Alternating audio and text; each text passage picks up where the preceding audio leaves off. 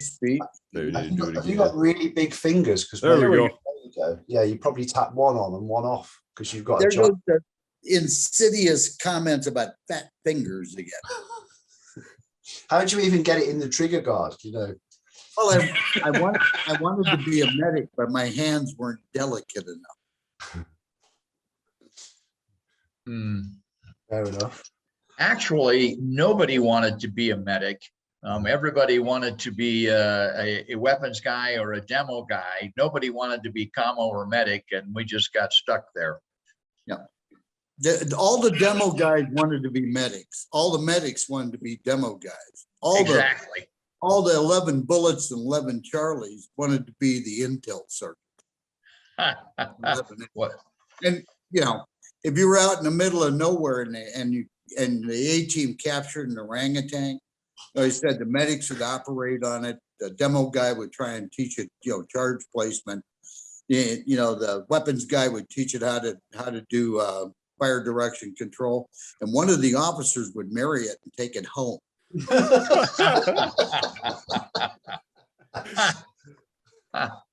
No offense to the officers, they're great guys. You know? Although what I always found funny was the Brits called their officers Ruperts. Well, that's just another Rupert. Yeah. Yeah. Oh yeah. Yeah, Ruperts. They're everywhere. They're really dangerous. Yeah.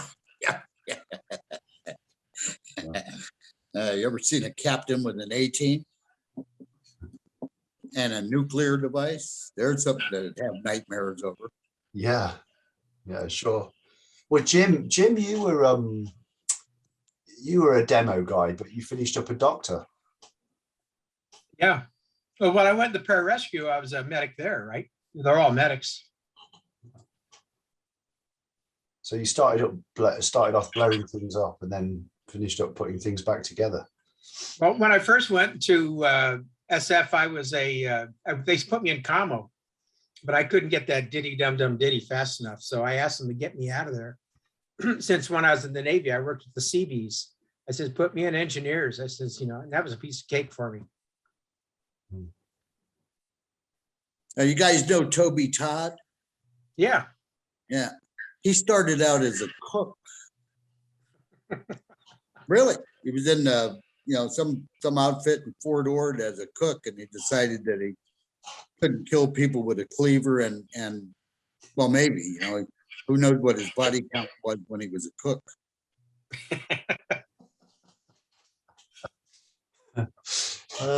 Hello, Till. You can see you're in the building and fueling yourself. Hi, Till. We might be slow, but we get there. That's great. Are we all here? I think we're all here. I think we're, unless, is Don still coming today?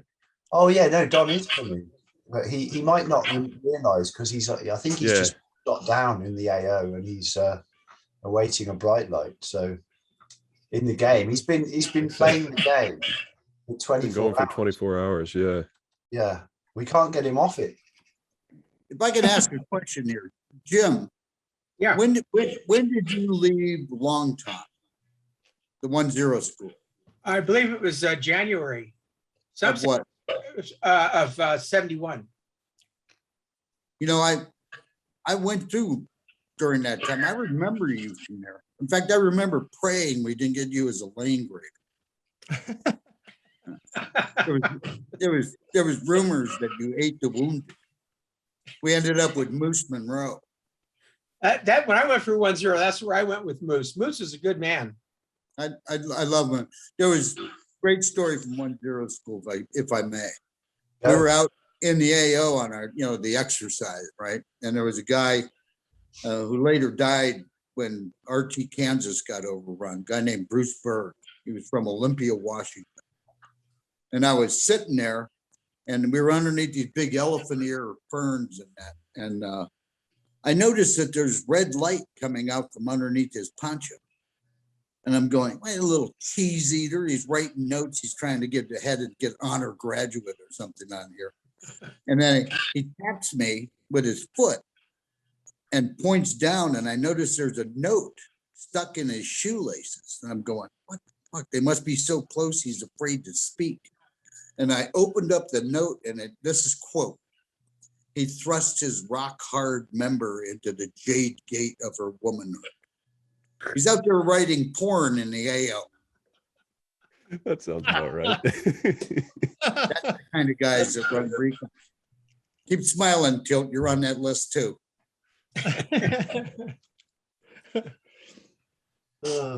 Right, I think we'll get going anyway with Don will catch us up when he's rescued or something. So, oh, thank you. I've just had tea and cake arrive. It's in typical British style. It's that time of the afternoon. Thank you. Let's start with. Oh, yeah, you go. Yeah. Oh, shit, I knew I forgot something. A cup of tea. That's what we need. A spot of tea. Jolly. Nick, you forgot your morning brandy. Just to give you guys an update, we've been raising funds, as you know, for Dick's Arsenal system to be helping veteran welfare. We've reached our target of $10,000 overnight. So everybody's Wow. doing a 24-hour gaming marathon, playing as you guys in SOG in our game. And yeah, we've reached the target, which is great. We're still taking donations now, and you know, and looking forward to a busy week when videos hit YouTube and with the link for more donations. So yeah, we're onward and upward, doing some good things for veterans. Thank you. Good news. Very happy right now. Yeah, very happy. Amazing people that have chipped in. So thank you all for attending again today. I'm going to start with a really simple question, which is from EDM 240B, and I'm guessing 240B is probably his weapon that he used in the service.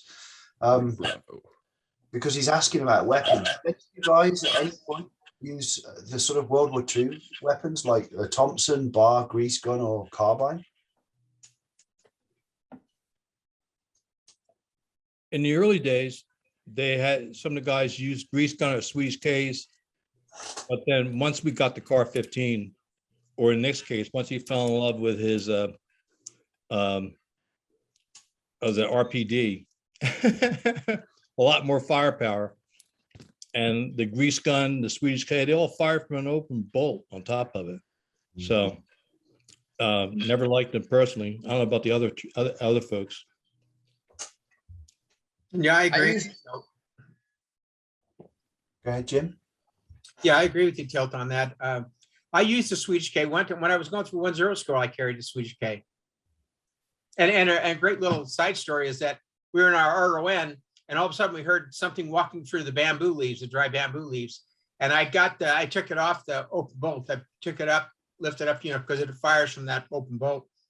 And all of a sudden the leaves opened up and a tiger walked through, stuck his head in. He looked at us and he turned around and left. Whoa. What? He was a little tiger. He was just a young one. But it was really an experience. Hey. Wow. So I guess I played with a carbine on the mountain, just playing with it to see what it would do. I just didn't think it had the knockdown power. I mean, it wasn't something that I wanted to take, on a mission, but on the mountain, you could test out a lot of different weapons without, I carried the RPD mostly on bright lights. I carried it a couple times doing, actually running a recon mission but on bright lights, I always carried it because we needed firepower. Because 9 times out of 10, you're shooting your way in, shooting your way out. So that extra firepower comes in very, very handy. But I love the Car 15. It was the best weapon of the war. Yeah, I mean, we hear it sounded like an AK because of the not compensator, the Flash the RPD or yeah. Well, Castro actually we sawed him off right in front of the gas port. It would slightly reduce the cyclic rate of fire, just slightly, but it would shoot a blue-green plasma out the end of the barrel that looked like a ray gun. Scared the shit out of everybody. I remember you talking about that in your book. Castro took a oil funnel you know, like you put oil in a car and put clips on it to stick it on the end of the barrel so it looked like a blunderbuss. And they would really concentrate those gases so it was a great big gout of flame coming out the end of it. Of course, Castro he was also the one that came up with the idea of using one of those air horns, pulled it out and blasted away with an air horn in the middle of a firefight. And everybody stopped shooting because nobody knew what it was. Sounds like a neat trick. Ross, what weapon did you carry? Good question. I carried a couple different weapons. I started with a Swedish K, you know, because I thought they were pretty cool, and only used it on one patrol because we got into a little firefight, and my weapon sounded different than everybody else's. There was some confusion about which side I was on, so I never did that again. I switched to a Car 15. But an interesting weapon story on the line at Quezon, our Hatchet force was armed with obsolete American weapons primarily, lots of carbines, and our machine guns were Browning A6s, 30 caliber Browning machine guns. They have an interesting quirk, and that is that you have to cycle them twice to clear them, because there's an intermediate step that the round goes through between the belt and the chamber. So if you pull the belt, crank it back, a round comes out, you put the charging handle back forward, you think you've cleared the weapon. No, there's one in the chamber now and it's alive. And we had a near accident because of that. But anyway, we used A6s on the line. They put that extra step in there for the medics to remind them of their mortality. Yeah, probably so. Probably so. Russ, was that because I'm guessing a lot of your Hatchet force was from the A team, right? No, the Hatchet force were local brew mountain yards that had been recruited to work for CNC, and some of them had some training previously as regional forces or popular forces or some such. But yeah. Okay. I was just wondering if that was common for Hatchet forces to use those weapons. Well, you know, a lot of the regional forces had obsolete U.S. stuff. And the only reason we carried obsolete U.S. stuff occasionally on missions was that it was considered sterile, because even though it was U.S. made, it was World War II stuff and it was all over the world. Mm-hmm. Okay. Yeah. I got a question for Nick from Zeke in the community, and he wants to know, the father of one of his friends, his fellow Arma players, was a SOG member. His name was James Little. I think that's how you say it, Little or Lytle, of RT Habu, and he wanted to know if you'd happen to know him or know of him. That question for me or Dick? It is for Nick, for you, sir. He was on Habu. Yes, his name was James Little or What year Lytle. were you on Habu? I don't know the year, unfortunately. We'd have to reach out to him and see. The people I ran with on Habu were Ken Holmes, Robert Cook, Lemuel McLaughlin, Danzer, Snake Adams was there when I first got there. He was actually the 1-0. And after Doc Watson and baby son Lloyd Brightlight, Snake had gone home because his mama got sick, and Horton and Danzer took the team, and Mac was the 1-2. And then when they got blown off the cliff, right after that, Danzer left the team. He came back. He got blown off the cliff. When he got to the bottom of the cliff, he only had the handset in his hand, and he was talking on the radio, but the radio was still on top of the cliff where it got blown off his back. Oh man. Those are the guys I remember. And Steve Hank was on our team for a while too. But the three that stayed the longest when I was there was myself, Cook, and the Mini Mac. Got it. Got it. Who, by the way, I spent my entire time in Vietnam picking him up after he stumbled over something. And every time I picked him up, some worthy Oriental gentleman took a shot at me. Thanks, Nick. Can I ask Russ a question? Yes, sir. Yeah, we're all very interested in your time with Khe-Sanh. I'm hoping we can actually do a full interview with you at some point about your experience there. So you were there through the whole siege, right? Yes. Yeah, we arrived just as Long Bay was falling and the siege started. So the question, I guess, is on the darkest days of the siege in Khe-Sanh, what did you expect to happen that day? And what eventually changed the outlook? Well, when we arrived, we came in by helicopter from Phu Bai and got dumped off at FOB 3 on the line at Khe-Sanh. And we immediately had to dive into some trenches because of incoming artillery. And I was a green guy. These explosions started going off, and my team sergeants had to yell at me from the trench to stop standing there and jump in the trench. And so we had to wait for that barrage to sort of pass by, and then we were ushered into the headquarters bunker, a huge bunker that the Seabees had built. So the sergeant major there gave us a briefing. I mean, we're total strangers, right? We just got off the helicopter. We don't know where anything is. And so he flips back the cover on a briefing board, shows us a map, and puts his finger up and says, okay, here, this is Khe-Sanh. Here's Khe-Sanh. And we're here. There's 5,000 Marines. There's about here in the FOB, we've got maybe 30 Americans and 100 Brew.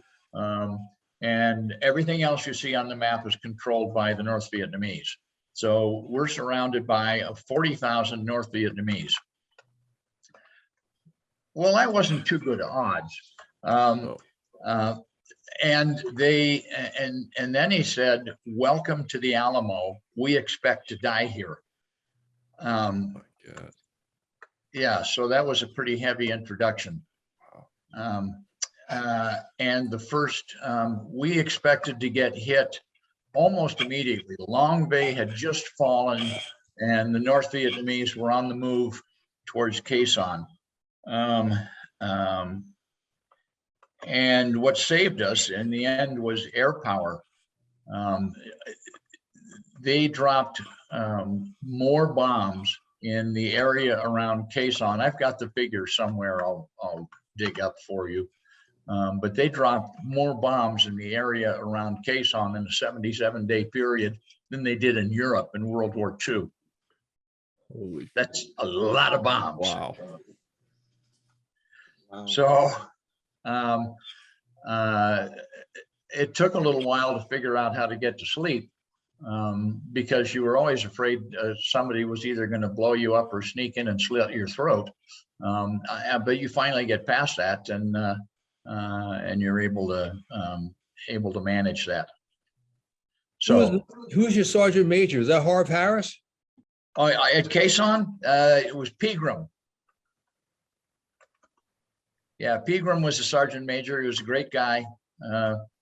We had a couple of really iconic figures there. Sergeant Major Pegram was one, and the senior medic, Bob Scully, was the other. He was an exceptional guy.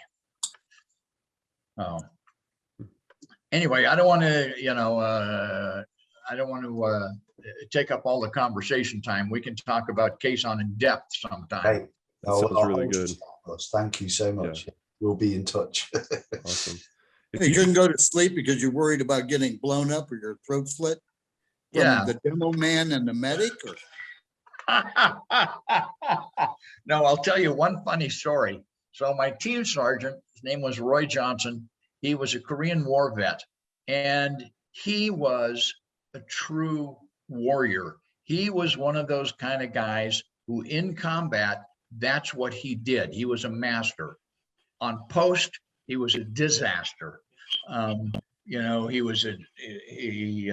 drank a lot. He partied a lot. He showed up hungover. You wouldn't think much of him, but in combat, he really shone.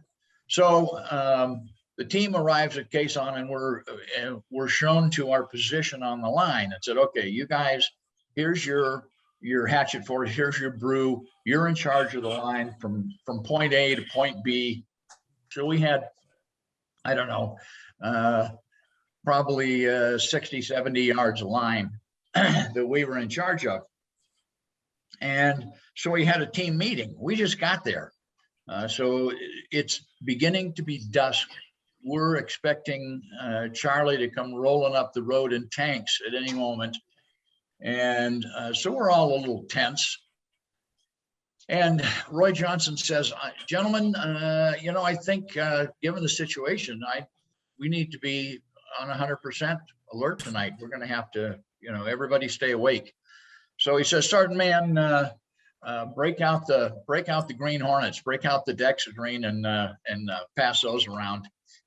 So I did. So I opened a jar and passed them around. He said, "These aren't poison or anything, are you?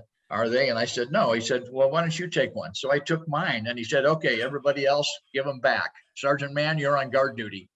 Oh no. Yeah. Senior NCOs, aren't they wonderful? The old Yeah. switcheroo. So I spent my first night at Quezon surrounded by 40,000 North Vietnamese, high on Dexedrine and scared out of my mind. But they didn't attack that night. So there you go. There's a story. That's pretty Cool. wow. And it all your mom back and make you take it, man. So if you gentlemen can take your mind back about 50 some odd years and picture yourself waking up across the fence in the AO from your RON, what goes through your mind at that point?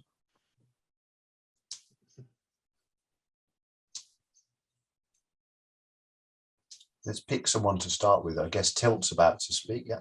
Yeah, we could do that. Like the song by the Animals comes to mind right away.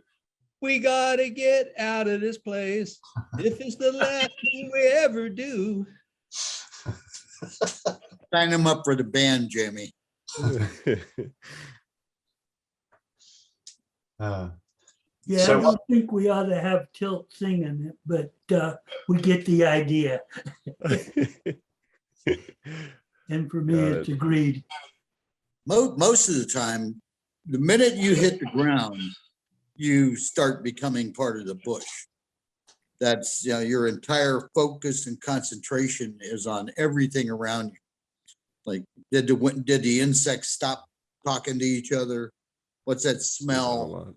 You know, what is where's the wind blowing? Is it blowing in the direction of the enemy? You know, I mean, you become a Montagnard, basically, an armed Montagnard, but your total focus is on what's going on around you, where is the team, and constantly evaluating the terrain and the bush around you in case if the shit hits the fan, where are we going?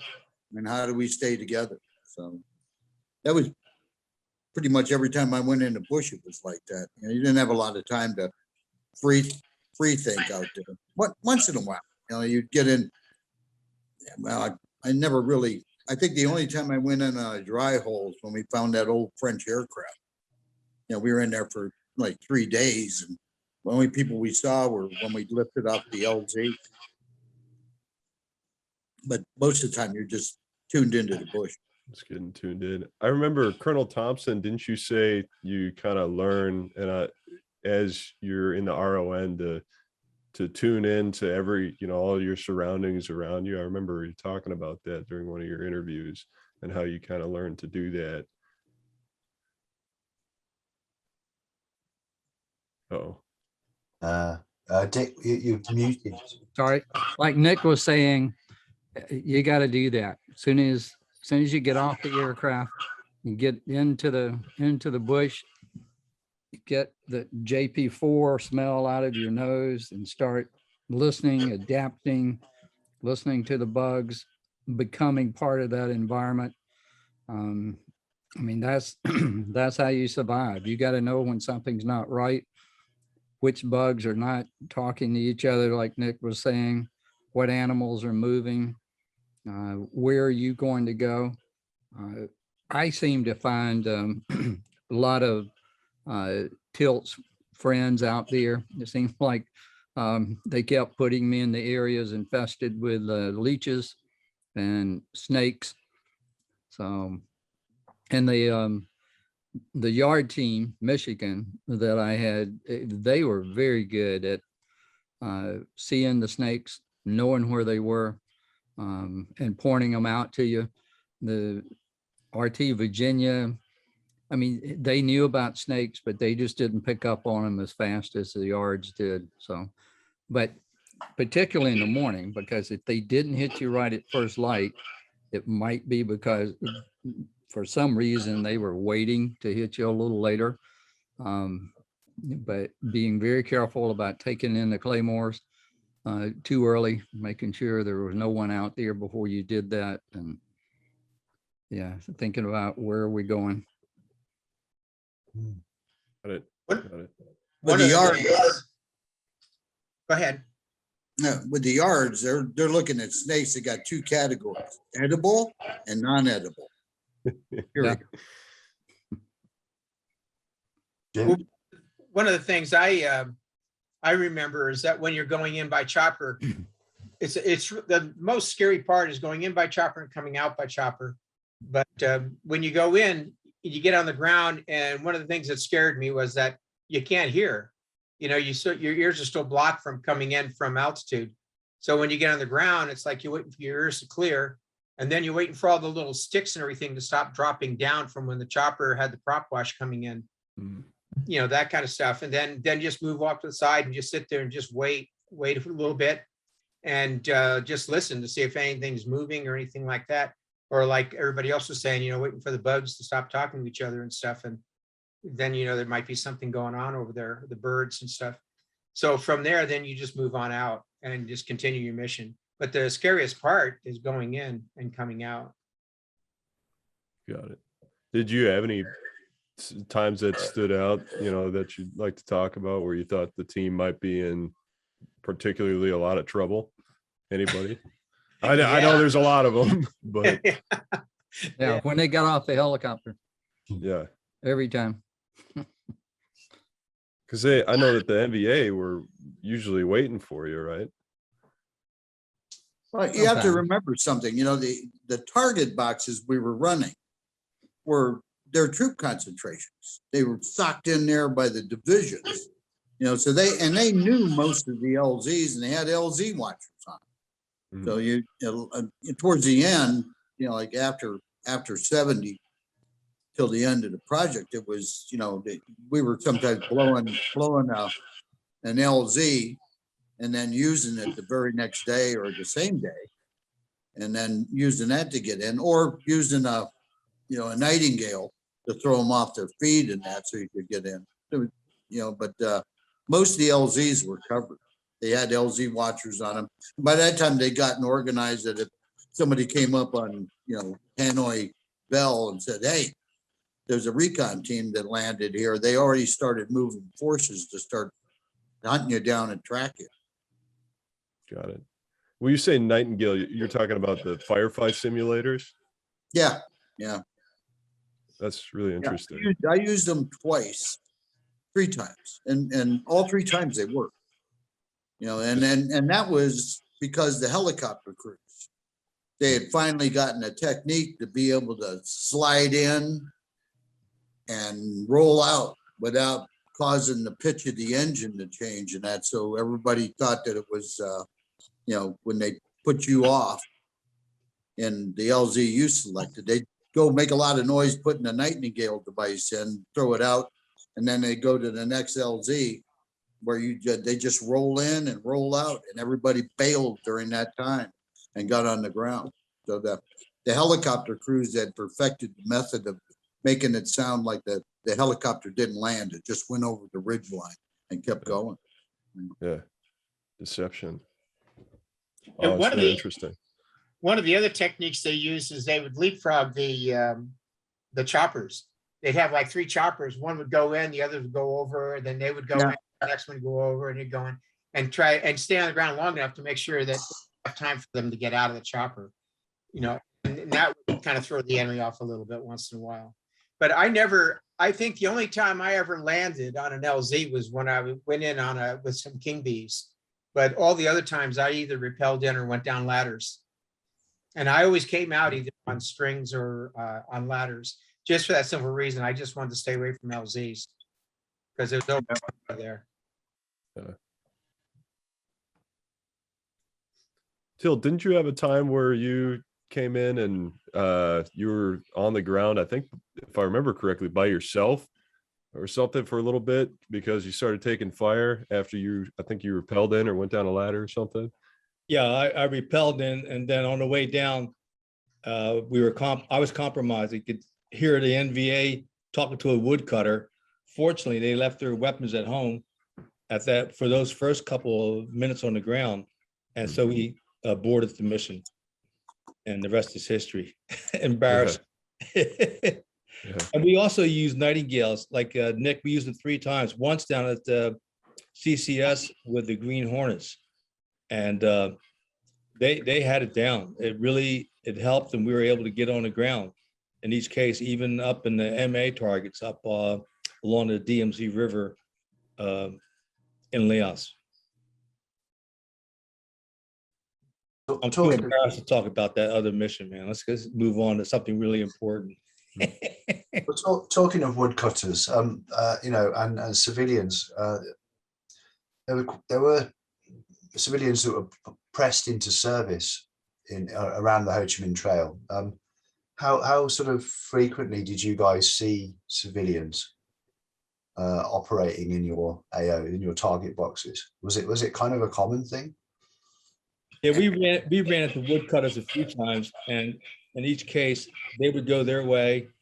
When they saw us, they just left, and we never had any follow-up from it. So we're assuming that because we didn't shoot them, we hope they didn't report us. And so we're very careful with civilians that particularly were just carrying axes and not AKs.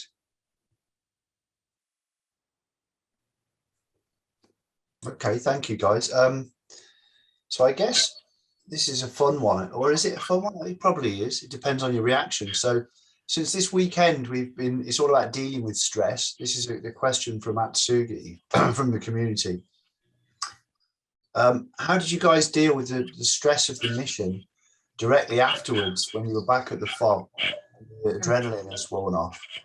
Sex, drugs, and rock and roll. Not necessarily in that order. Yeah, usually All at the same time. when I came back, it was like, that's Oh, yeah. another one down. You know, so yeah, it's a big relief when that chopper lands back at base or at Dock Toe or someplace. You got handed a beer a lot of the time, right? It was a big relief, especially, you know, when you're coming out. I mean, I've come out a few times and the chopper looked like Swiss cheese by the time we got out of there, you know. Many times. We were talking about, you know, like coming across civilians. I didn't come across too many civilians, but I did go into an area that was all slash and burn in Laos, and heck, we got shot up trying to go in the primary, the secondary, and he said, put us down over there. And next time we go start going in. Next thing, all I hear is I'm hit. And they just pull up, and that was the end of that mission. But there was guys out there in the slash and burn area with AKs. You know, they just started shooting up the choppers. And normally it'd take a while for the adrenaline to bleed off, but even if you're flying back a ways and that back to the launch site, by the time you get back to the launch site, you're still, you still got the jitters and the handshakes and that, all from the adrenaline. That's why they gave us beer when we got off the chopper. Drink a You couple got beer? beer. Next thing you What the know, hell did you know? hey, you were at CCN. I was at CCC. They always had beer for us. Yeah, well, we got a hearty Hi-Yo silver from Captain Mayman's. Here, have some dirty swamp water. Yeah, Bob Howard be up there with the guys welcoming us back and give us a beer and let us know what we want to eat for dinner, and they'd give us a steak or something. Yeah, it was really cool. They used to do that at the launch site. They used to have beer for us when we came back in, especially when up at Quantree, when Boudreaux was running it. They'd have a cold refreshment for you. Right. I think I've read about guys sitting in the shower with all their web gear and everything on, and a 6-pack, and just sitting under the shower for. You used to do that all the time. Yeah. Yeah. Yeah. Wash everything down, including yourself sitting there drinking a beer, then get up, take all it off, soap yourself down, clean yourself up, and then haul all the wet stuff out and put it outside the hoot so it'll dry off. Then start oiling everything again, all the magazines and the weapons and that. Then go back for another shower because now you're covered with oil and carbon. Mm-hmm. And you use WD-40 for a lot of that, right? WD-40, I mean, do you think anybody in Vietnam outside the infantry units used LSA? Yeah. Little squeeze bottle in that. I mean, although it was the preferred lubricant for everything, I mean, WD-40 was quick, and you could buy the little cans down in the black market and the little stands in that, which were great for carrying in the field and that. You could goose up your stuff. Then it's a good lubricant. But with the RPD, a lot of times with the RPD, I'd use graphite on the working parts on the slide and all that, graphite and a little bit of Vaseline. Because it cooks into the metal and it gives you it doesn't start jamming right off the bat. And WD-40 will burn off eventually. Okay. Russ, when you got out of Sanh, did you have a run ashore? Did you hit the bar and celebrate? Well, when we left Quezon, my team was helicoptered to Khartoum, and we were assigned to train a Rade Hatchet force. Ooh. Well, so the first thing we had to do was have a big ceremony and get ushered into the tribe, become brothers, and get the brass bracelets and all that kind of stuff. So the whole thing was a scam because they expected the Americans, that was us, to buy the buffalo that they would cook for the party and invite all of the local Montagnards. Well, anyway, I got really, really drunk. This is, and my team sergeant also did.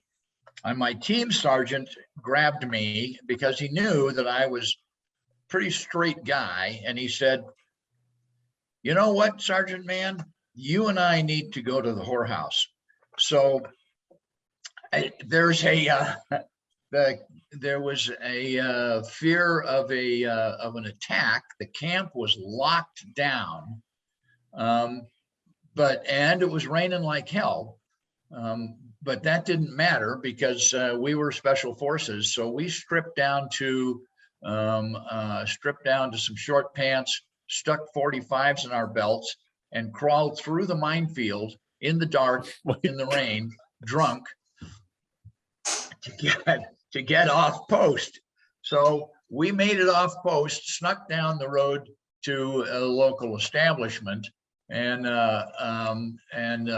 availed ourselves of their services. Well, when we were about to leave, the madam said, "Oh, no good, MP come." So that's the military police. So we thought, "Oh shit, this is not good."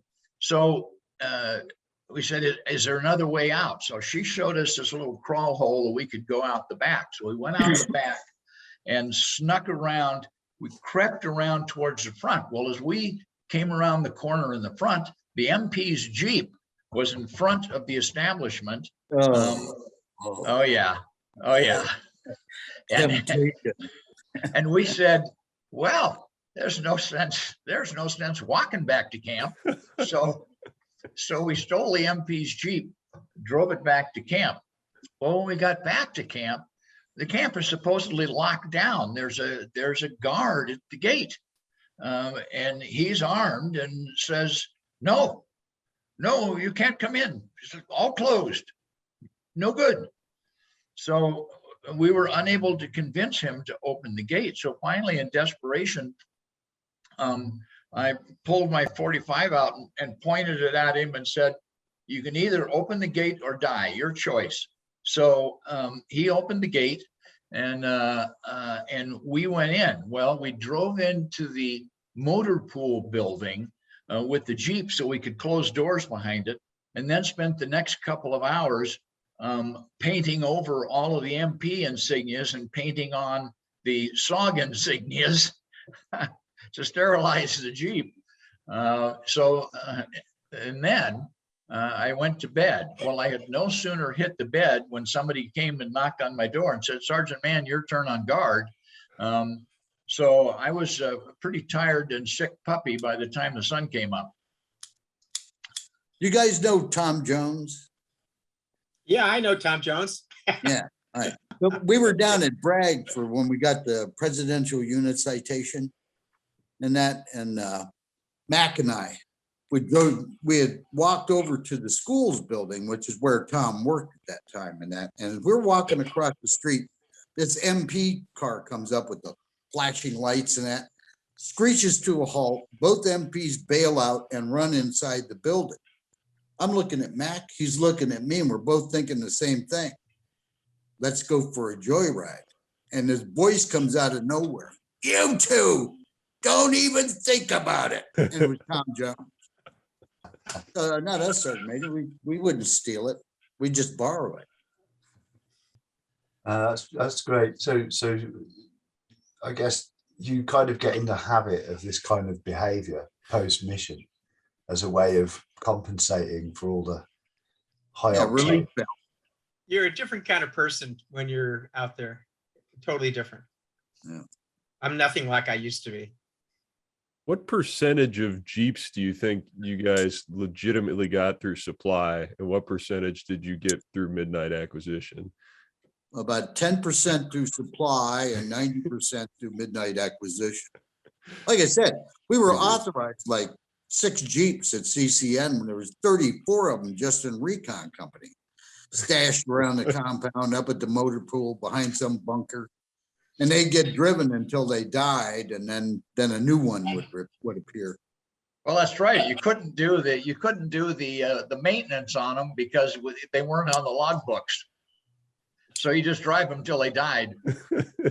Well, Fish Smith ran he originally, Fish he was working across the street in the dump as a dozer operator and kept seeing guys going in and out, hanging on strings and that. And he finally wandered across the street one day and said, just volunteer. Said, I've seen you guys going in and out. I'd love to be in your outfit. And lucky for him, Eldon Bargewell was there. And Bargewell took him in. And then he was there in 68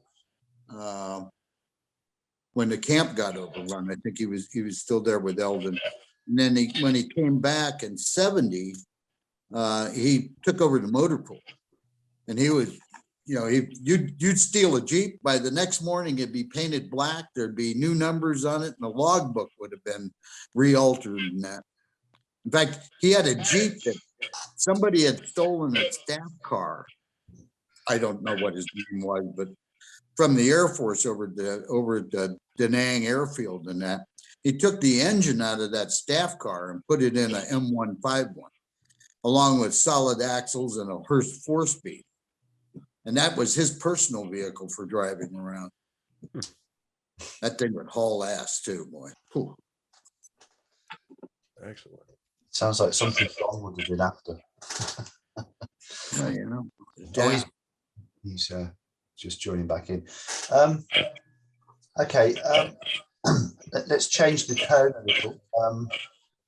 So it's a question I've been wanting to ask for a long time, which is how much do you think, if any of you are around during this time, did the cessation of bombing of the North or the NVA enclaves in Cambodia and Laos, how much do you think that affected the pace and severity of your operations? Were any of you there when the bombing was halted? Yeah, November 68. And Covey reported it quickly because they began moving down the anti-aircraft and more artillery and more heavy weapons. And we saw it quick, too quick actually. And but that was a dark day, really. And did with any of you during ops, did you suddenly notice a big change in going over the fence, and things were very different because of that? Is it, it's like the big political sphere, but did it have a direct effect on your operations? Just more rice burners in the area, a lot more. They were shoving them down the trail as fast and as hard as they could till they got up strength in the south. It's probably about the time they started building the pipelines too, to bring the fuel down. That's true. I mean the in our early briefings in October and November, even early December, it was the briefings would be they had a 37 Mike here, 12.7, and by January and February of 69. Then they got into much heavier anti-aircraft. You're seeing the ACAC. I forget what the nomenclature on that is. 37 millimeter. Yeah. Is that the 37 Mike? Yeah. It looks like a big insect when it unfolds. Yeah. It's got side pan radar on it. And well, actually the 57 had the side pan radar on it. Right. The other was, that little wiggly sight that they had. So yeah, you're right, Nick, about the fuel lines too. We had our first fuel line mission was April of 69 up in the MA targets, which were they straddled the DMZ River as it was in Laos, but we saw it happened quickly, and we got from bad to worser. Oh yeah. Thank you. That's really insightful about because you sort of get to see what the decisions politicians are making. It's having in terms of your actual chances of survival in your missions. It's quite a stark sort of fact really to consider. So and staying with the political, I mean, you guys have all been watching the TV in the last month or so, and just wondering about how you reacted at the time to the fall of Saigon in '75.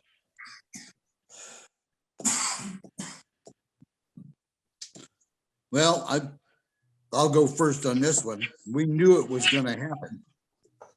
We knew it a long time before they admitted it. And that when they started pulling out, when the 5th Mech pulled out of Quan Tri, and they started pulling the units out, and that like I said, we started arming the yard with everything we get our hands on: mortars, mortar ammunition, machine gun ammunition, everything that we could find. We started taking up the Mylock and dispersing it and back into the tribes and that, because we knew they were gonna, if they pulled out, the South Vietnamese weren't gonna take care of the yards. They did their dead level damnedest to kill them before that. And when the NVA came in, things were just gonna get worse. So it was a very sad day watching that last helicopter lift off the embassy. But we could have told them 2 years before that, this is what's gonna happen. This place is gonna cave. I guess you knew then that yards were going to be fighting, and it wasn't the end. Well, the South Vietnamese, there was a lot of good South Vietnamese units. South Vietnamese Marines, the South Vietnamese Marines are carbon copies of their hamburger eating cousins. You know, the same spirit, the same, you know, esprit de corps, the same skills, and that same way with their ranger formations were good, and a couple of the infantry division. But in mass, you basically had people that were conscript soldiers being led by rich guys that bought their commission at the higher levels. And it, you know, it was like a Montagnard couldn't become an officer. They could become NCOs, but they could not become an officer in the Vietnamese army till really late in the war. I know Colonel Lee Van May. You guys ever hear of him?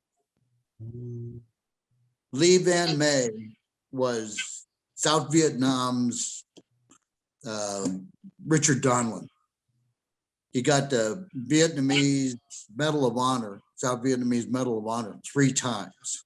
Right. When he evacuated from Vietnam with his entire family, flying a helicopter, flew a Huey out to the found the aircraft carrier and landed on it, and brought out like 10 or 12 people on the same aircraft. And he was, I had long talks with him about, you know, how the officer corps was arranged within the hierarchy of the Vietnamese, and that, and why it fell apart. And he said basically it was because, you know, the politicians ran the army, ran the military, not the professional soldier, not the, you know, the ones that rose through merit. There's a great set of books by Fitzgerald called Fire in the Lake. If you ever get a chance to read it, it was basically why we couldn't win in South Vietnam unless we changed their whole social economic fabric from the bottom up. And they never attempted to do that. Another case where the State Department was running things. When I watched the helicopters taking off from the embassy in Vietnam, that was so distressing to me. Not that we had lost the war, because I didn't feel that I lost the war. I felt that our politicians lost the will, but I was personally injured by promises that I had made to my indigenous counterparts, to my Montagnard friends, that we were going to stick with them. And then, you know, I felt sold out, that I had done my best to keep my word and couldn't. One thing I know that with my Montagnards, I had my interpreter was a captain in full row. So I know those guys are, when I left, I gave him anything he wanted. I had a pistol that I used for a cat house pistol. I gave it to him with the ammo and stuff, and I gave him everything I could to help him, because I knew they were stashing, and I knew that there was going to be a battle afterwards, you know, the Vietnamese against the Montagnards. So, but yeah, what Russ just said is, you know, it's very true. I think it hits all of us that way, because we had so much respect for our Montagnards and our little people, and that, and then we had no choice. You know, the government just kind of threw the towel in, and that was it. So. I can't imagine. I remember talking about this with Ken Bowray, and because he was there in '75 in Phnom Penh, you know, and he was working with the airborne troops from the Cambodian government army, and he had to go out on the last day and say to everyone, "See you tomorrow," because he couldn't tell them he was going. And then he was on the last helicopter out with the ambassador, escorting him out with the Special Forces team. And that pretty, you know, I think he took that to heart. God, that's rough. And I think some of his guys did get out, but not many, you know. Well, they brought the people that started to save the Dega people in Raleigh. Those guys did tremendous efforts to bring the Montagnards to the United States and establish a community here. You know, that my hat's off to them every day, because like the group that went back in to rescue the interpreters and their families in Afghanistan. It was veterans who actually did it because the government wasn't doing anything. If you made it to a refugee camp in Thailand, that was as far as it went. Now you might spend your life there in that refugee camp across the river. But veterans went actually pushed the State Department. Some places actually altered the documents so they could get into the United States and brought them in here. And God bless them for doing that. We've got messages coming in. Dolly, who's himself an Afghan veteran, was saying that all of this is really sounding very similar to their experience watching all the news about Afghanistan, you know, and that he's saying that the same was true, that they knew 7 years before this is the way it was all. Everything's going to collapse. Yeah, well, when the government pulls up its skirts and flees, they leave all kinds of stuff behind. And Kissinger and Nixon made a deal with the North Vietnamese that they pay him $4 billion in reparations, knowing damn good and well they were never going to spend a cent of it because Congress was never going to approve reparations, and left all our POWs to their own fate. Danny Entrican and the rest of them that hadn't been accounted for. Daiwi Taylor, who just recently got a distinguished service award from the POW families, and that had been very active in trying to find the answers to what happened to our missing. And then the government between McCain and Kerry and that crowd tried for years to just shove the whole thing underneath the carpet so the public would just lose interest.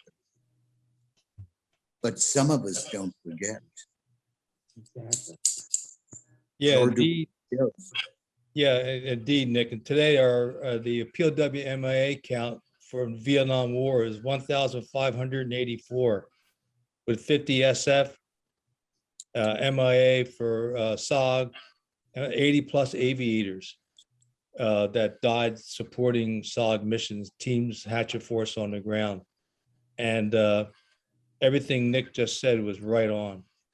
And Mike's done a great job working with that. And again, there's other politics involved, but there should be another separate story or focus on that, because there's things that are just wrong and the priorities have shifted away from Southeast Asia. I don't care what anybody at DPA says, the priorities have shifted. It's disgraceful, but we could talk more about that another day. Thank you, Till. So given these sort of parallels, you know, you guys are the old guard in this, you know, do you have any advice for today's veterans returning from the battlefields of the global war on terror from your experiences? First thing, stick together. Your battle buddies will be with you forever. Your friends from home, your family and all that, they have no idea what's going on inside your peanut. Now, the only people that do understand are those that were sitting there bleeding with you. And try and stay away from the VA who want to load you up with all kinds of psychotropics and that to handle your depression. I found that clean living and something to do work a lot better than all the psychotropics they can plug into your system. Because their way is they drug you up until you're no longer a problem. But most of us had problems adjusting to life after Vietnam. We didn't know it at the time in many cases, but we just went on with things and carried on. And they've got a long road ahead of them because the experiences and what you've seen and what you felt and what you've done will stay with you for the rest of your life. So just try and compensate for it. Stick with your friends, real friends. I have to agree with Nick. The greatest thing for me post Vietnam, and I did not recognize it at the time, was that I went into an SF reserve unit, and most of the guys on my reserve team were Vietnam vets just like me. And it was a built-in encounter group of guys I got together with once a month that had similar background and experiences, and we could open up to each other, and that was so healthy. And I never recognized that that really saved me from PTSD until years later. Yeah. Well, that's why we have SOAR every year. You know, that some people go, well, you don't like the administration. You think they're a bunch of politicians. They got too many rules and all this. Why do you go there? Because there's 30 guys I love to drink with, that I love as much as I love my own family. Now they're getting thinner every year, but that 1 week together is like getting your batteries charged. That getting thinner is the reason to go every year, because you never know when your buddy won't be there the next year. So, Right. And when you've seen Tubby Bath drive his motorized wheelchair down the escalator, that'll stick with you forever. They were loading him on the gurney at the bottom when I got to the bottom of the escalator, and that, and he goes, he said, Nick. I said, geez, what happened? I had an accident. And I go, well, that's apparent. And he goes, if the cops show up, tell them somebody else was driving. It's a one-seat wheelchair.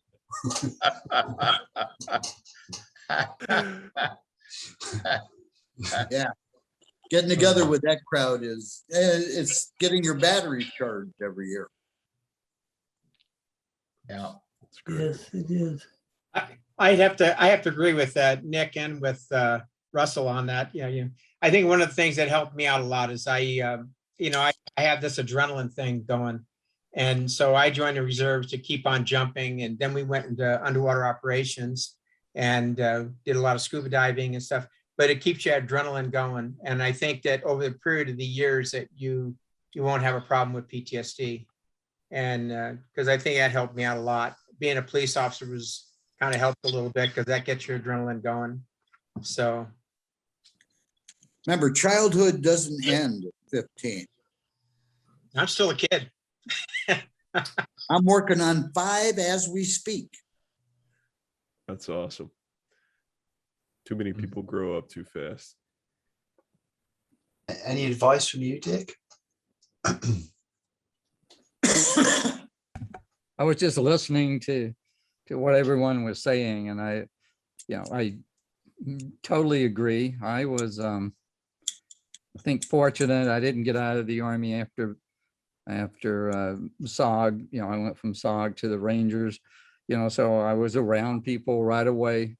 Everyone had been to Vietnam, so you had people you could talk to, people that understood, and I think that plays a major role in helping you readjust, helping you keep PTSD away, or at least be able to deal with it. So I think that's very important, and we don't do enough of that today. I think No. having your buddies, knowing there's a guy like Tilt out there somewhere, that eventually after 50 years or whatever, you finally you get back together in person. 52 years, whatever. Anyway, yeah, and he, at least in Tilt's case, he's the same guy. Looks the same, talks the same, and it's good being around your old buddies that are maybe still 5 years old or 7 or whatever it is. But yeah, I think you guys are all right on. I agree 100%, and I bow to my intellectual superior here. Well, thank you, guys. I think that's an awesome place to rest the microphone. Yeah. And The thing we're doing is to raise money for British veterans, right? No, it's US and other veterans. Yeah. So Really? Yeah. so the charity Military and Veteran Gamers, it's fully operated by US Special Forces veterans. Ah. And they have about 7,000 members, and they do a peer-to-peer support. So they keep the brotherhood going outside of the service. But what they do is they get together and they play video games together. A different generation to you guys. Oh, yeah. And I could see parallels between that a little bit when you guys were talking about that. It's just a different way Yeah, of we used doing to it, I play- guess. We used to play And I Donkey Kong. can add, this morning I played the game through the whole 24 hours to do my part. And first thing I got in the game, Rob says, "Hey, I got a guy I want you to meet. He's a Green Hornet." And so I went and met him, and he's a post 9/11 Green Hornet, was a mechanic on H-53s. And we spent the whole day together. Just, we had helicopters, JP-4, and, playing this game. And I know that, the time we spent together, it helped him, because he got to meet somebody that he could relate to, and he's got all his other friends he can relate to. But and it helped me too, because I got a new friend, and the Green Hornets are still going strong, and we just told stories all day long. It's so, there is something to what those guys are doing. It's maybe not for us older guys so much, but the young guys, that's all they grew up doing. So that's all they know how to do. I think we'll call it a day there. And I'll thank you all for jumping in today and Thank you so having much. a nice relaxed session. We'll splice this one into the other one and put it up on YouTube, because I'm sure there'll be thousands of people really interested to watch this and pick up some of the lessons learned and the insights you guys have. So thank you so much for supporting us.